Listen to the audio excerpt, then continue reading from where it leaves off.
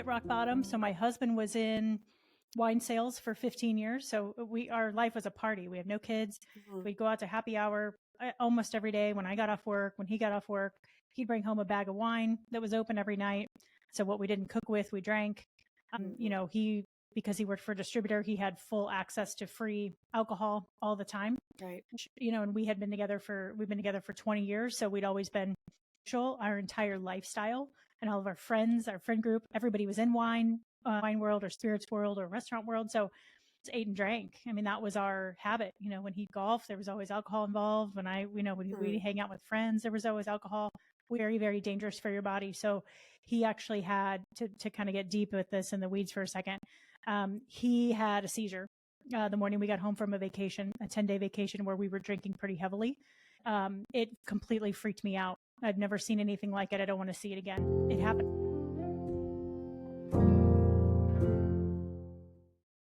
Hey everyone, welcome back to Hospitality Bites. I'm your host and self-proclaimed hospitality hustler and mompreneur, Colleen Silk. And today I'm joined with someone I've never met in person, but I've met online over a year ago.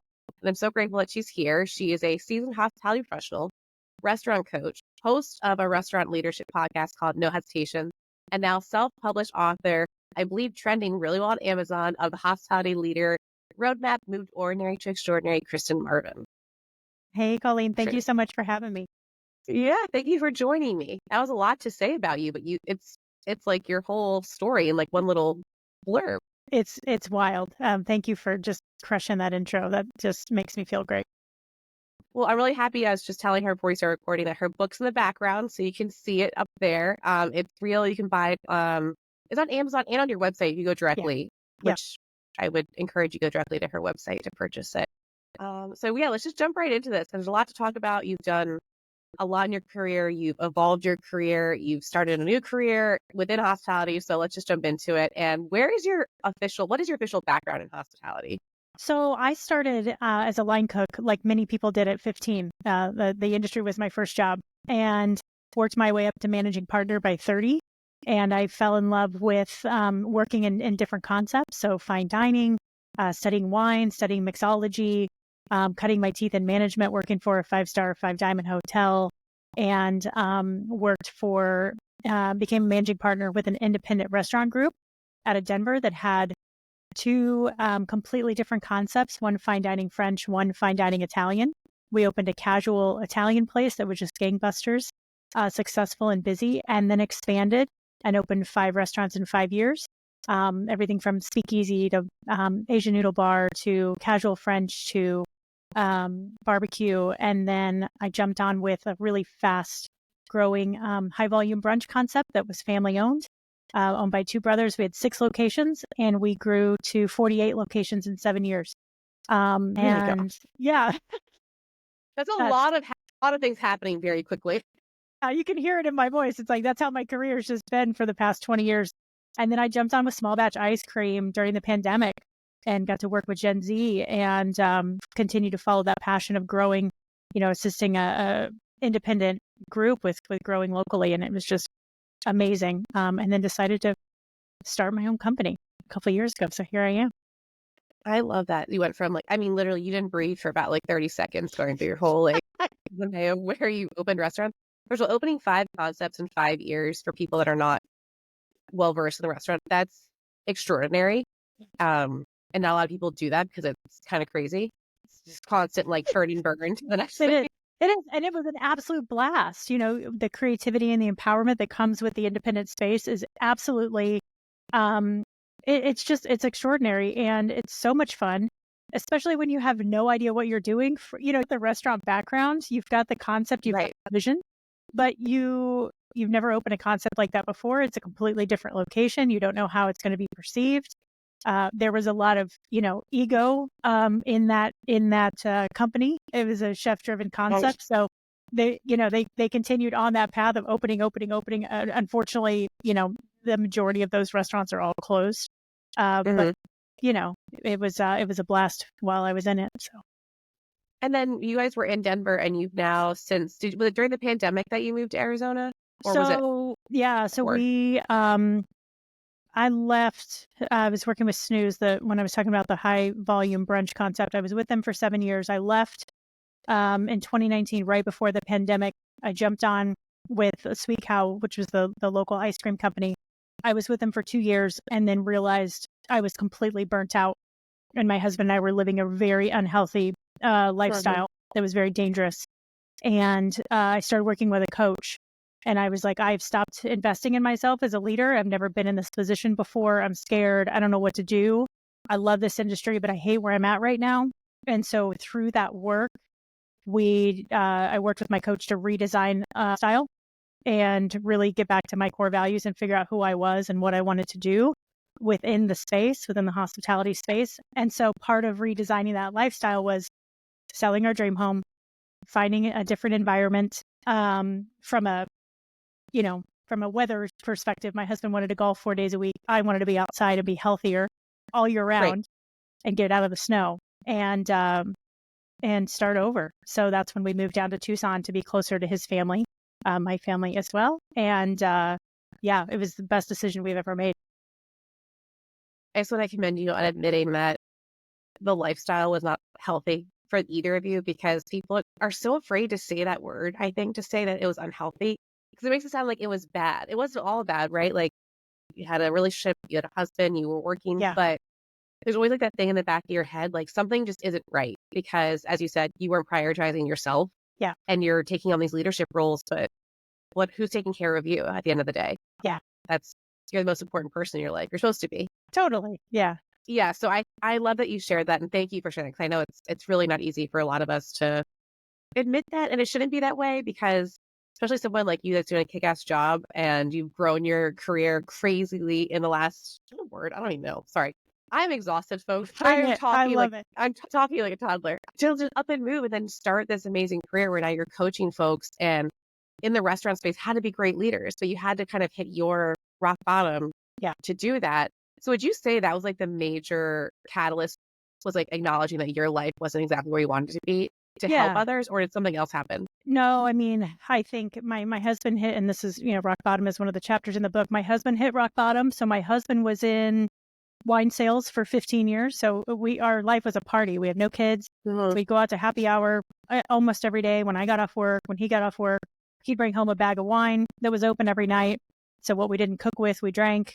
Because he worked for a distributor, he had full access to free alcohol all the time. Right. Which, and we've been together for 20 years. So we'd always been social, our entire lifestyle, and all of our friends, our friend group, everybody was in wine, in the wine world or spirits world or restaurant world. So we just ate and drank. I mean, that was our habit. When he'd golf, there was always alcohol involved. When we'd hang out with friends, there was always alcohol.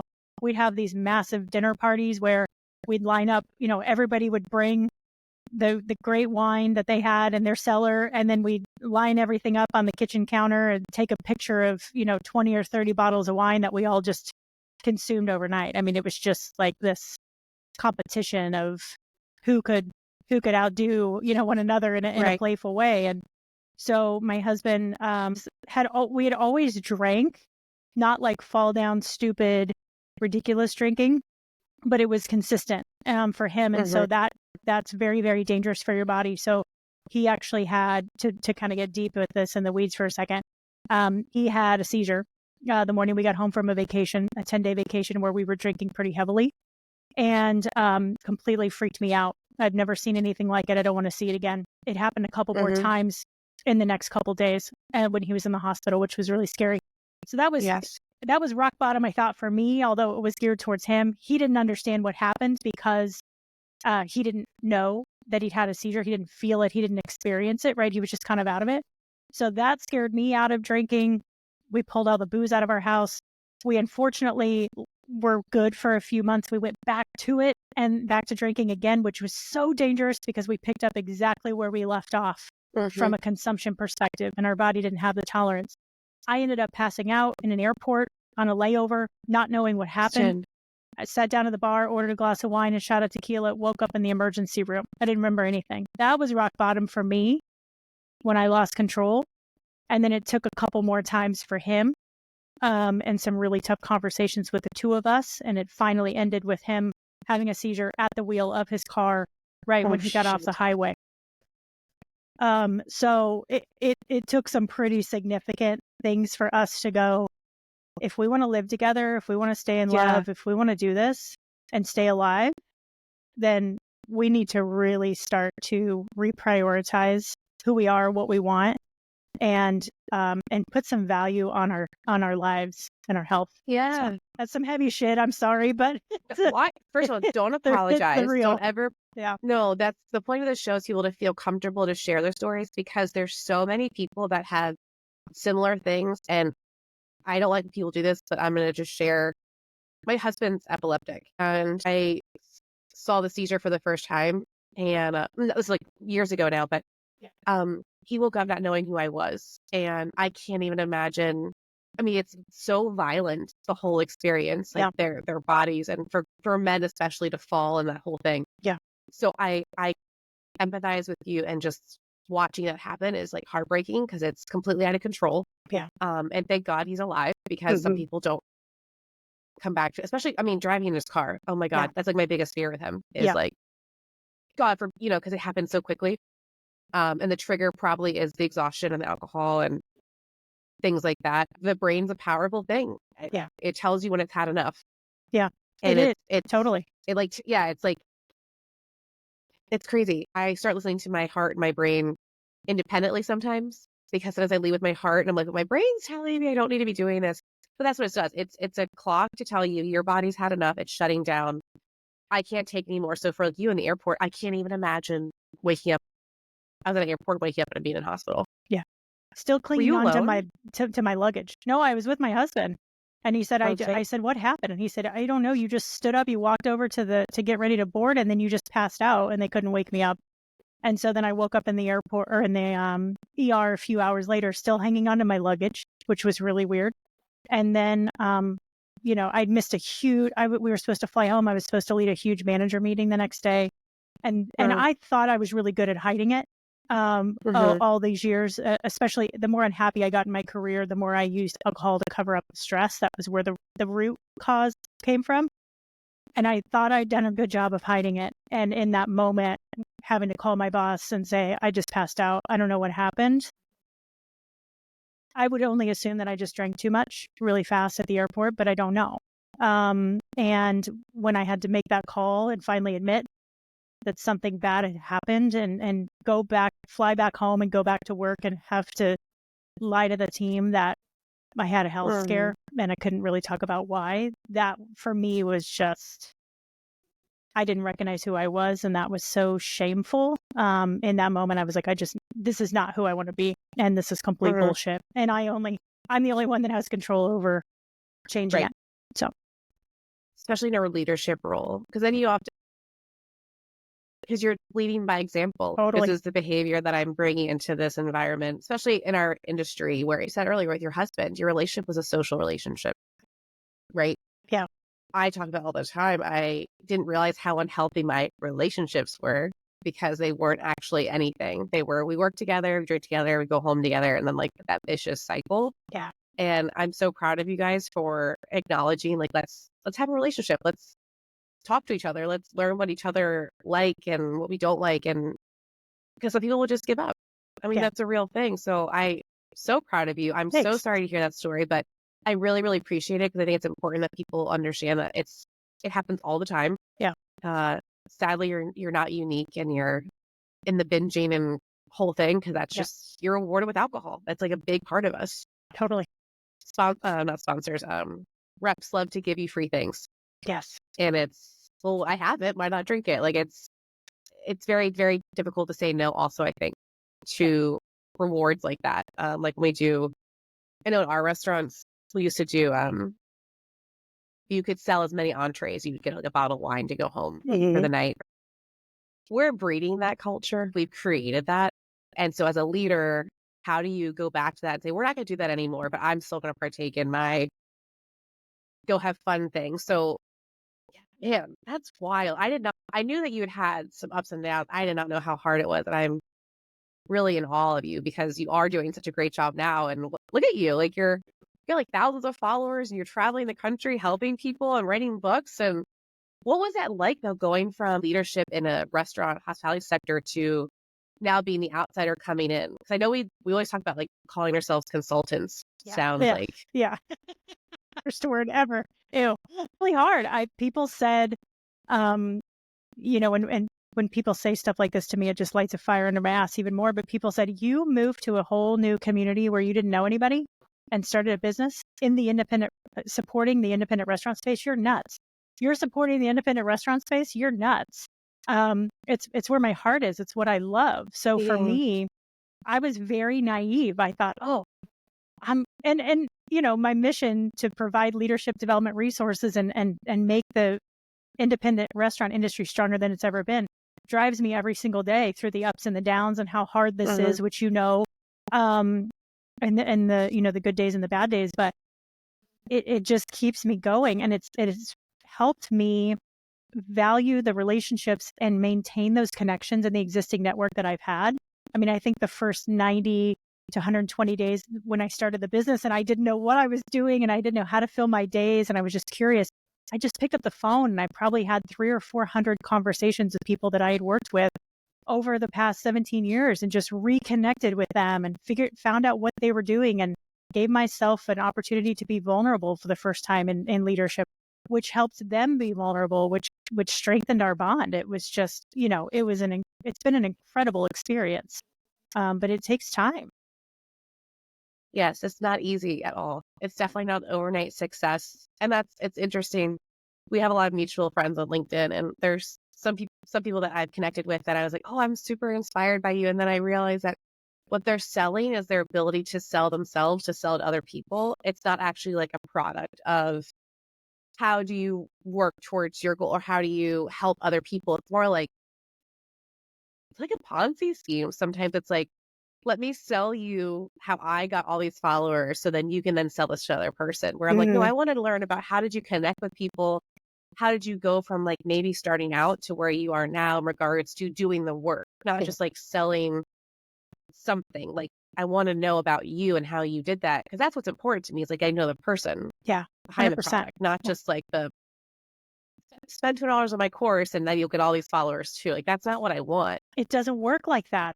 It doesn't Right. work like Especially in that. our industry. No, you can't just launch a podcast. There's no silver bullet here. It's not about the book. It's not about the course. It's not about the podcast.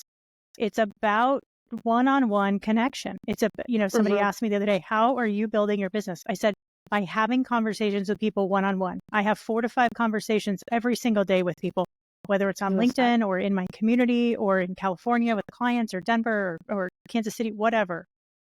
It's about conversation and building connection and building relationships for the long term and realizing that coming from a place of service is what this is all about. For Hmm. me, anyway, it's not about selling somebody something. It's about supporting and serving other people. All you just said supporting and serving other people. Our community, I mean, our community, I refer to that as like our hospitality community, is all about helping each other because we were the only ones that understand each other. Yeah, So when the outsiders come in, that's why we both made this space about the consulting. It's like, oh, God, get away. Is that we get it. We understand the struggles to get to the success. yeah, And I think that you're doing like everything you just said about talking to people one on one is so crucial. It's also really personal. It makes it feel like you're not just talking to the masses, but you're talking to that person or that individual business because you want them to succeed.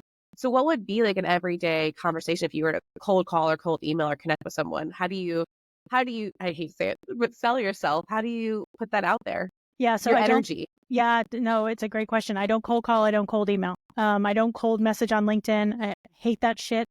I will not respond to those things. It feels so gross. I want people to take the time to build a relationship with me, to offer some value out of the gate. When I reach out to someone that's within my network, my goal is to build a 100% referral business. That's what I'm working on. So when I talk to my clients, sorry, I got a hair on my mic. When I talk to my clients, I like to say to them, I'm building a 100% referral business. Who do you know that could use help in the same realm that you are seeking help for or support or growing your business, whatever it is? And then we talk about that person. Who are they? What are their struggles? What's important to them? Is that someone that you think could benefit from coaching? How could it make an impact? Okay. next time you talk to them, would you mind just bringing this up in conversation and seeing how that works? If there's somebody, I'm really active in the community. So board of CHOW, board of, I was on the board of Eat Denver for a long time. I'm still very connected with that community. We've got a few different food organizations in town that I'm either on committees of or board of. So again, just building relationships. I just love to ask people to have a cup of coffee, and because I want to learn more about them. It's not like, let me learn about your business. What's your growth strategy? What are your pain points right now? It's just, I would love to connect and just build a community because it's just fun to talk shop, right? With each of us. And then in that connection point, if I identify that there's an opportunity where I can help them or be of service, then I ask, would you like some help with that? Or who do you know that's, again, similar to you? Because like-minded people hang out with like-minded people, right? Who do you know that you think in your community would benefit from this? And that's how it starts. Oh, that's so nice. That is so personal. It's not like, actually, I just got one this morning where this guy spelled my name wrong. He spelled it Colen, which, by the way, is my biggest pet peeve. My name is not Colon, for the record, but I get it all the time. Yeah. It's like, hey, Colon, how can we benefit you? I'm like, you can't benefit me because you don't know how to say my freaking name or spell it, even though it's like right there in the title. Yeah. But no, what do you know? What do you know about me already? Have you done a little bit of understanding of what my background is? Like what has Kristen done? I mean, she clearly has done a significant amount of work, which is already visible, but you can take something from each thing that you've done in your profession to almost like a special curated experience for these businesses. Yeah. By just having a conversation and like picking up like, oh, that may be something that I can help you with. This is what I've done in my past, blah, blah, blah. I think that's great. That's a great tip for other people too. It's like, don't just sell the whole thing. Sell like little pieces of it. Of what you can do to offer or off what you can offer someone. Well, and in my not training, everybody needs everything. It's so true. And every restaurant is completely different. There's no playbook, there's no one size fits all here. And, through my coaching, I've been coaching for over 20 years in my space, right? But what I learned through the courses that I took before I started the business was that, coming from a place of believing that everybody is creative, resourceful and whole, helps you celebrate them, cheer them on, and help remind them that they already have the tools and resources available to them to be successful. I am not coming in telling you how to run your business. I am helping guide you through creating a vision of what you want for your business, what you want for your team, what you want your culture to look like, what you want your cogs to look like, whatever it is, and then building a roadmap with you and creating a path in order to get there, and then removing the roadblocks. That's what it is. Do you stay in contact with a lot of your past clients, or how does that work for you? Yeah, absolutely. I mean, we're like, I can't help but be protective of them and fall in love with them. And I'm just so grateful for them supporting the business. And I've been very fortunate that many continue to re-sign and work with me, which is the goal, right? Like, I want to work with a very select amount of people so that I can just really invest in them. And I'm very much a hyperachiever. Obviously, you can see from my profile, I've got a lot of things going on all the time, right? All the time. Which I contribute to the restaurant business, but I've got to, I always remind myself first and foremost that I started this business to be a coach, and spending one-on-one time with people is what I want to do. If I had to pivot tomorrow and get rid of all the social media and get rid of all the other effort that I'm putting out there, I could, because I just want to powerfully serve clients. Thank you for saying that about the social media. I just wrote a post the other day. You probably saw it about, I had to stop posting every day for like 2 weeks. Like, I've just been sick, kids, holidays, also just like professionally.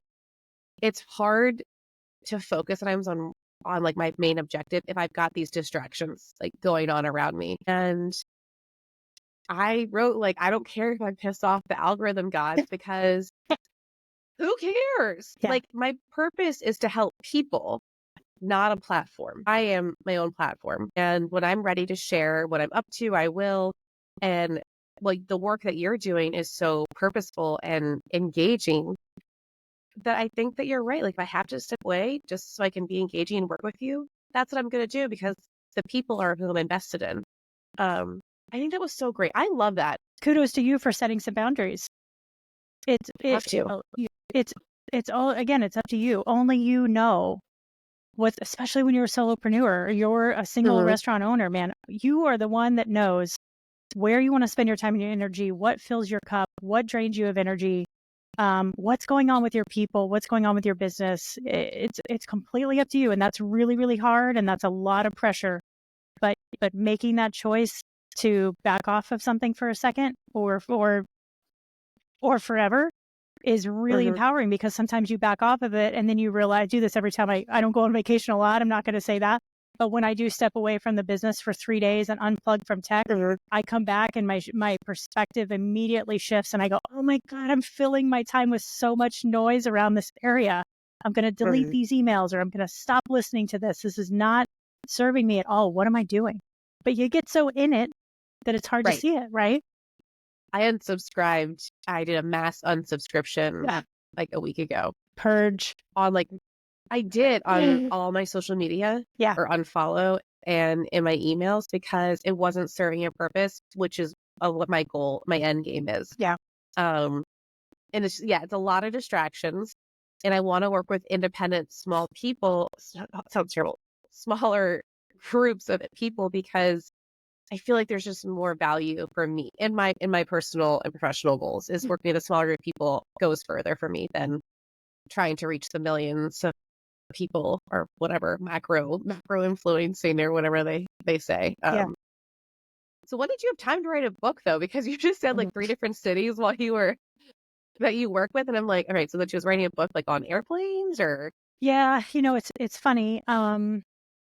Danny Meyer and Setting the Table was such a pivotal book Mhm. for me in my early 20s, and really, and I still read it to this day, because it just resonates so heavily. That was such a special resource for me. And again, through building this company, as I created this vision, I was like, I'm going to create as many resources as I can. So I was like, well, social media, and then I'll start with some newsletters because I've never been a writer, so let me practice in preparation of writing a book. And then I was working with a coach, and he said, I'm going to challenge you, because that's what we do as coaches. We help people get real uncomfortable. He said, I'm going to challenge you to write 2 chapters. So I sat down and I started to write 2 chapters, and I was like, this is so hard. I've never written Mhm. before. I feel like I'm just vomiting all over the paper. Like, I'm not a quick typer. Like, this is so challenging for me. So I took, I walked away from it for a little bit. And then I Mm. found a company, selfpublishing.com, in January. And I immediately just was in love with their process and the accountability and the commitment that they made to me and that I wanted to make to myself. And so that was in January of last year. I came home. I'm very disciplined, very consistent, very process oriented. So I said, I'm going to get up every morning at 5 a.m., which I already do, because I have 3 hours to myself before I even turn the world on every day. And I'm going to spend 1 hour from 5 to 6 every single morning just writing. And so I did that for, I guess, 3 or 4 months, and then got the rough draft over, and then started the Yeah. process of actually formulating it and then editing it 7 or 8 times. I just so people that don't know a lot about book publishing, writing and having a book edited and then published within a year, less than a year, is like unheard of. Like you did a kick-ass job. So that was it's November and you went live October. It was available to October purchase, 15th. right? Yeah. Yes. So in 10 months, you were like, well, I'll just go bang this out. And you did. That's incredible. Good for you. Thank you. Thank you. Did it feel good when you got it? Oh my gosh. I have been, we're so good at giving in this industry. And it was really challenging for me to put together the soft launch team and ask for reviews. Asking things of people was so taxing on me. Mhm. I was so exhausted emotionally from it, and having to ask 2 or 3 times or whatever. I just felt like I was hounding people. And the moment that the book arrived and I was actually able to have the launch parties and see people in person and hand them the book, I was just, this huge weight was off my shoulders. Like, I've always compared restaurant openings to childbirth because I don't have kids. But the book coming in the mail felt like birth to me. I was like, okay, there's something It took tangible. about the same time. 10 months. That's true. I didn't think about Yeah, that. 10 months of hard labor to get that out. It was painful. I don't have anything to compare it to, Yeah. but yeah, it was great. But it's good to do something for yourself because yes, you wrote this for other people to have like a guide. Totally get it. And like share your story. But it was also something you did for yourself. And Yeah. when we work in the industry of giving to other people, getting to talk about your experiences, I was so uncomfortable doing that. But now I'm like, why am I embarrassed to share my experience and my professionalism and things that I've done? Because I should be proud of myself. Yeah. Who gives a poop? Yeah. Don't like it, don't read it. Like Yeah.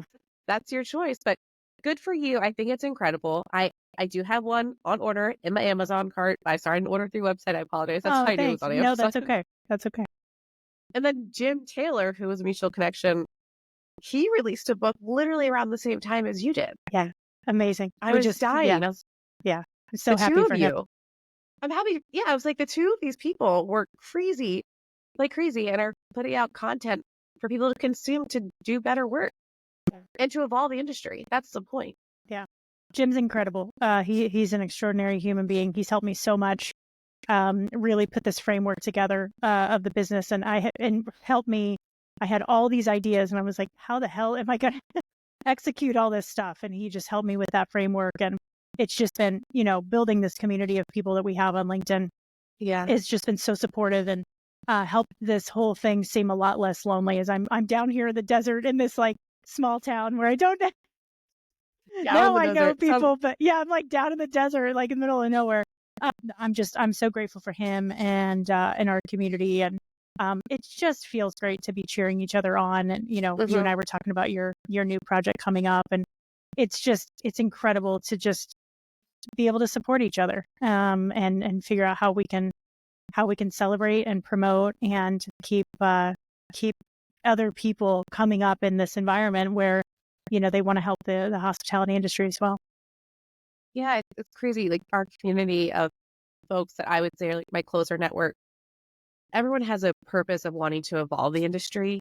We're just acknowledging like the shortcomings. And I think it also can get like misconstrued of like we're bashing the industry and like it was all terrible. I'm like, it wasn't all terrible. It's just that for some reason it was an industry that just almost was like forgotten and like not cared for the right way. And these solo restaurant owners are quite literally killing themselves to put out these products to serve other people. There needs to be a community that wants to help those people because they're just on an island by themselves. And that's what I think is so critical is like what you're doing on other restaurant coaches or consultants that are coming in is they've lived it and they want to help make it better. It's not about bashing all of the shit and saying like, oh, we did it terribly. No, it's just there was no support for us. Yeah. It was just this vicious cycle of rinse, repeat. Like it just kept going. And that's the difference. And I know on your podcast, you're constantly bringing people on that are talking about really great evolutionary things in our industry. And what's that like for you having these conversations on the podcast? It's incredible. I mean, it's such a great platform to have deep and honest conversations, but to be able to offer insights to people and shift their perspective around something that they're doing, it's just, it's so fun. And you never know where the conversation is going to go. Right. And so there's so many fun surprises. I learn a ton every time I talk to somebody. And, I had a conversation last week with an operator that has had a restaurant in town since 1962.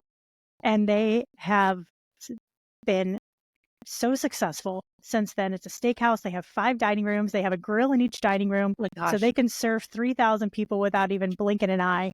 And he was telling stories about how back in the day, their staff used to get a slap on the hand if they had 1 or 2 steaks left over sitting on the shelf that night, and they didn't sell out because they got daily steak deliveries. And so anyway, there's just, and then he told a story about how they tried to change the color of the bowl that the baked beans came in town. People go crazy. And the community was like, they thought they were being ripped off. They went from brown to red. It was just a whole thing. And That's so funny. They trained the staff. The staff was trying to, to comfort people. No. We couldn't get this bowl anymore. We had to change it.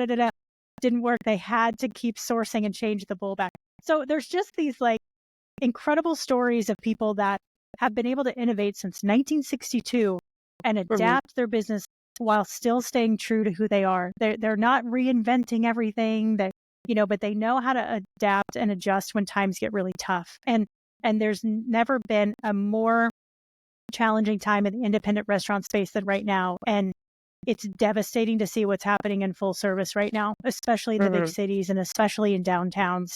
And there's a lot of people out there that want help. I've heard people say, oh, how can you work with independents? There's so much ego there. People are proud of what they do and they're passionate about what they do. And there's a lot of people out there that are lonely and that want support and they know they can do better, but they have a really hard time setting boundaries. Like we talked about earlier. Yeah. It's interesting that you said like the ego thing. Yes. People that are entrepreneurs might have a larger ego, and like our industry just amplifies that because there's this stigma that goes with it. But how about other industries, like big companies? Do you think those guys have big egos? Like, good Lord, their egos like on a billboard. That's how big it is. Like these people are just working in a smaller space on a smaller scale, and they do want help. Like you said, it's just asking for it is incredibly humbling because you have to let your guard down and let people into your creative space. A lot of these people, their family money is on the line. Like this is their life, their livelihood. Yeah. And to invite an outsider in is very intimidating because sometimes you have to acknowledge where your shortcomings are, and you're trying to be more of like a sounding board. Like, just tell me what's going on, even just to air it out, because that's what's so hard is when you work in these tight-knit communities or tight-knit industry like ours. To say one negative thing about your business could be like a knife thrown at your face. Like, no, it's not wrong. I don't need to raise prices. Yeah. Well, I just said let's raise prices on like one thing because I think that your profit could go up slightly. But that's how delicate you have to be because this is people's lives. Yeah. And people, it's a really sensitive place. And you don't want someone coming into your home telling you that you're changing your kid's diaper wrong or you're giving them the wrong food. Like, this is like coming into their house. Yeah. When you walk into a restaurant or a chef's kitchen. It's so true. And we're all human, and business is very personal. When you work really, really hard on something, you're really in it. So it's difficult to take a step back and look at it from a fresh perspective, which is so great that, that I get to be a coach and a strategic partner for people. And I coach people outside of the restaurant industry. I coach people that are running organizations or companies that are supporting the hospitality industry, that want to know how to make better connections, that want to change their verbiage, that want to build stronger relationships or continue to grow their company in a sustainable way. And leadership is leadership. And the challenges that we have are as humans transfer across all industries. So, and you talked a little bit about that. So you sit on the board at CHOW. I've had the opportunity to work with CHOW and attend meetings and all those things. And how did you get involved with CHOW? Did you approach them or have they reached out to you? I can't remember. So when I moved down here, I'm trying to think, I was just thirsty again for community. I was always thinking about what helped me be successful when I was a GM and a regional in restaurants. And I was like, I'm building a network of people, like-minded people and community. And I was like, where am I going to do that? Where are the food-based organizations that are supporting the industry? And I found something online about CHOW and it just came out of nowhere. And I was like, I was upset with myself. I was like, how did I not know about this? It had been around in existence a couple of years prior. And so anyway, I looked at people that were on the board and that had similar connections. And I reached out to every single board member and I was like, I want to be on the board. Can I have a conversation with you? I'd love to learn more about you. And just set up meetings with every single person and just said, are there any openings? Or if there's openings down the road, I'd love to be involved. And that's how it came to be. And what is CHOW for those that don't know? Yeah, so we offer mental health and substance abuse resources and wellness resources overall to people in the hospitality industry. So we have just extraordinary resources. We have meetings virtually and in person that we do 4 days a week. We're based in Colorado, but we're also in DC. But anyone across the country and internationally as well, we've got a nice following of people that we support internationally. They can join those meetings. We've got this really cool Amuse course that we teach to restaurants to help their managers and their teams understand how to recognize and talk about mental health in the workplace.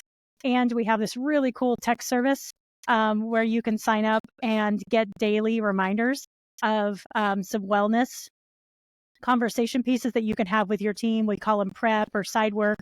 And there's a ton of resources. And then just on their website too, there's an extraordinary amount of resources available for whatever needs you have for your restaurant. And it's all, for the most part, everything's complimentary, which is just incredible. We're a nonprofit, so we rely on donations, and it's a crazy successful community. We've got an amazing team of like 60 people now. They actually are having a retreat today. My heart is a little sad. I'm not down there with them in Denver, but we're up there, I should say. But they're doing amazing. Yeah, they're doing amazing work. Yeah, I actually took the Muse course, the Muse course a couple of years ago when they were kind of, I think, testing the waters for people to take it online. I took that online. I met Jasmine a couple of years ago, and she's just been an incredible force in the industry. And I've loved how interconnected across the nation all these different organizations have become. And it's really wonderful that there are resources for everyone in the industry, kind of depending on what's going on within your life. And what CHOW has, which I'll link on this, is also like financial guidance, and they have bilingual information, like online in-person course meetings, men and women, and it's just a safe space to kind of let it out and feel like you're not alone in our really, really taxing industry, which a lot of us do feel, like you said. It's just it's hard. Yeah. We don't like to be alone, and we're social people. We're social creatures. A lot of us are lonely people too. Yeah, it's so true. So true. And Burn Chef, I know you're an ambassador for Burn Chef, right? And do a lot of work with them. And, Chris is on our board and just been a great resource. I'm glad that we're able to partner together too. Yeah, it's funny. Chris's connection was super wild. I had Jasmine on my show, and then I had Shell on my show. And then Shell's like, I want to meet Jasmine. So I connected Jasmine and Shell. And the next day I know Chris is being invited on the board. And I was like, this is weird. I love it. It was just so now it's like, continental. Like that's how grand everything has become. And I think it's great that it's not a competition of wanting to help people. It's like you said, complimentary. Yeah. Collaboration. And just like you and like Jim and other special coaches for our industry, it's not a competition. It's collaborating and getting the work done so we can sustain and move it forward. And hopefully, like you said in the very beginning, maybe not have to hit rock bottom or multiple times to take care of ourselves and to serve other people. To serve ourselves first. Yeah, I love that. Well, I want to thank you, Christin, so much for joining me and sharing your personal and professional journey. Please be sure to check out her services, podcast, her book, all available at solutionsbykristen.me. And as usual, thank you for listening to Hospitality Bites. Please check out hospitalitybites.com for more of my show, my services in the hospitality sector, and what's next for Hospitality Bites Media and how you can support Beyond the Burnout. As always, thank you and be kind. Take care of yourself. Thanks, Christin. Thanks, Colleen.